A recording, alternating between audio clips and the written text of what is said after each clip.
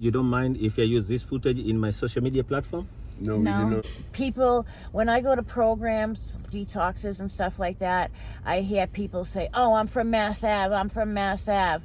I've been down here for 6 years. I know these people aren't from Mass Ave. And they think it's cool to be down here. And it's not. It's the furthest thing from cool that there possibly is. Okay?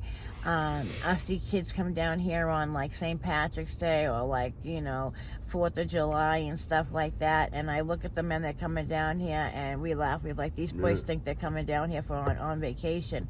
And I know these boys are going home in nothing but their underwear because everything's going to be taken from them. Because they come down as if it's a sideshow. This is not okay. This is not cool.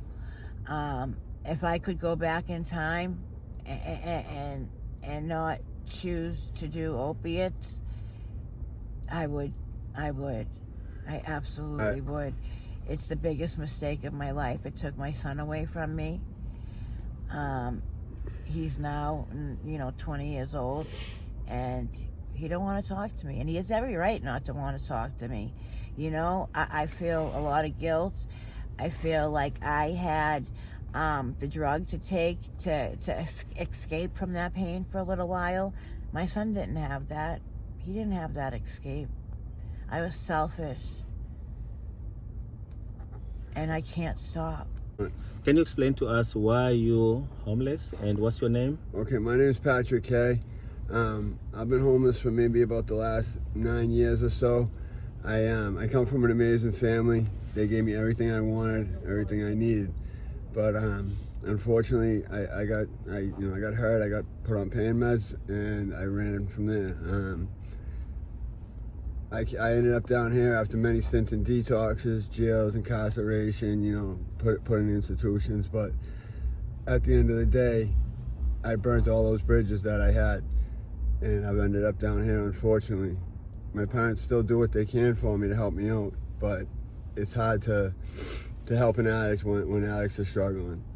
So even though my life's on the upswing, if you want to say, since we've got down here, I'm now at the Roundhouse, and I work a part-time, full-time type job that I started about almost a year ago or so, and it's the first job I've had in a long time. And unfortunately, I wasn't able to kick the drugs after I got started. I ended up doing heroin and was hooked instantly. From there, I went on to, got on the methadone clinic at one point, and that turned from heroin to crack cocaine, which, I'm now addicted to and still struggle with. My addiction is getting less and less by the days, but it's still there. And, unfortunately, when you're in Boston, you're hooked on drugs, this is the area that you usually end up on, is Mass Ave. How many times have you ever OD? I've OD'd just once in my life. And, I got Narcaned. I came back to. I didn't know what happened. Somebody didn't tell me at first that she Narcaned me. But she did. But she saved my life by Narcaned me, even though it made me very, very sick after I woke up. But it was better to be sick than to be dead. So I was grateful for her doing that. But it still didn't scare me enough to go straight. So who introduced you to the drugs?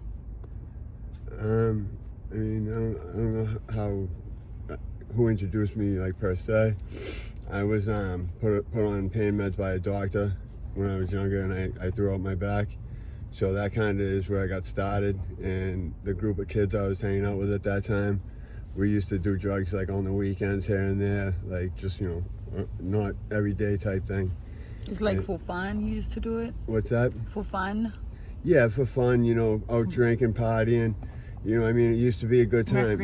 Yeah, sniff a couple lines, take a couple pills. And then, when Monday rolled around, you just go back to, working or going to school or whatever it may be. But every weekend, it'd be the same thing, and it kept getting heavier and heavier for me.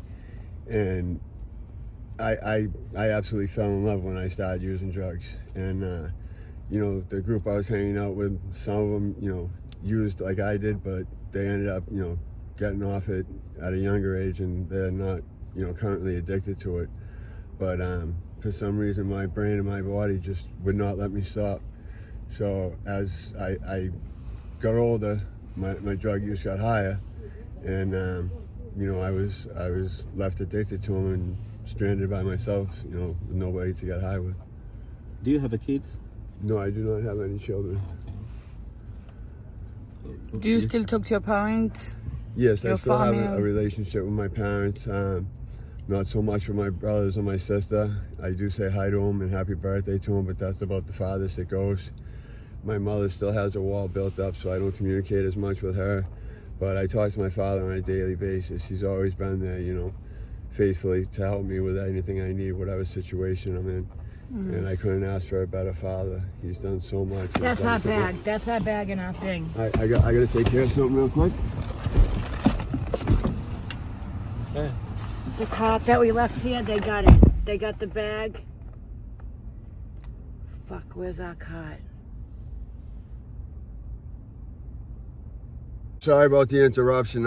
As we sat in the car, doing this interview, we had, a carriage outside for the black push carriages for our food and our bundles with our bags in it. And luckily, when my wife turned to the left, she noticed that. Oh, is that your wife? Yeah. Yes, okay. she noticed that 2 other kids had taken our stuff. So I had to jump out and stop the interview for a minute to go retrieve what was our belongings from them before they got any further. And, luckily they didn't get too far and we got our stuff back. That's the main thing. Yeah, that's Yeah, we good. can How start long from have you been guys together? We've been together for 9 years. And we've been out here for 7 years, not 9. Sorry, I'm bad with time. You know that. You get the numbers mixed up. Okay. That's why I love her. I was out here a little bit before him, but not too much, like here and there. And then I lived in the Southie Projects, Old Colony Projects, with a friend of mine for a while. And we ended up having to leave there. And I met Pat a couple days later. And I actually met Pat because he needed a favor. And I had a friend who could do the favor for him. He called me all that night, and yeah, and we've been together ever since. The only time we've not spent the night together is when he's been in jail. As far as being out here, we tried first having tents up in like Moakley Park and places like farther away from here, like in staying in South Boston kind of area. But the cops would come at 4 o'clock in the morning, shining their headlights in our tent, making us take everything up and leave and go somewhere else. At 4 o'clock in the morning, when it's just the two of us sleeping. Nobody bothering, Nobody bothering. Yeah. We pick up all of our stuff. We never left messes or trash. So who introduced you to drugs? Who introduced me to drugs? When I was 16, I was kicked out of my house because of my father's wife. She was very jealous of me. It was a terrible place to be. I was abused as a child, not sexually, just physically, emotionally, verbally. So I'm out there at 16 on my own, and I got nowhere to go. And who's gonna take, a 16-year-old in that, other than people who need money, like drug addicts or people like that. So that's who I rented a room off of, drug addicts. Okay. How you get money to buy drugs? Back then or now? Now. Right now, my husband works, doing the program through that they have over there. He works like 3 hours a day.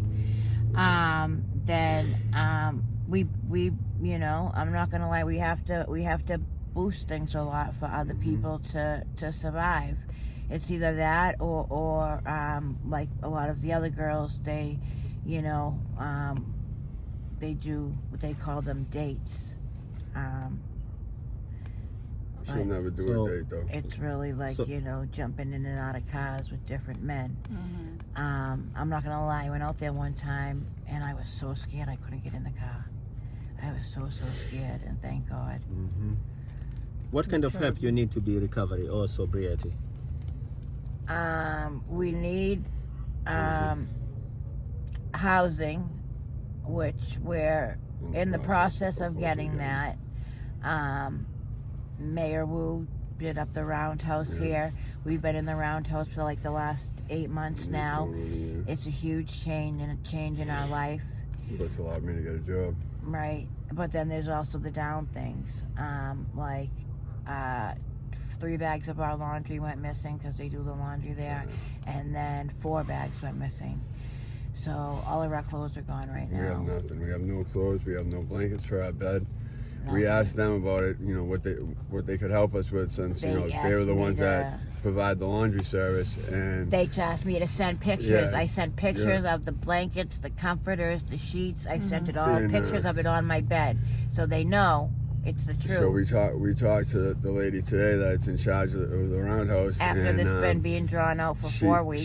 She told us that tough luck. We're not responsible. We're not doing anything for you to help you with that. And then this afternoon, a letter came out saying that they're not responsible. Now they finally posted a thing saying like use it at your own risk, but that was never told us to us before. It was never, you know, if things are lost or stolen, they're not responsible. That was never said to us before. So now They we just lost came out everything with we it. had, like So we now did we have on the nothing streets. once again. After we built up 7 months of stuff. Fine. Being kicked out of where I was staying in the projects, we ended up staying in the project hallways a lot.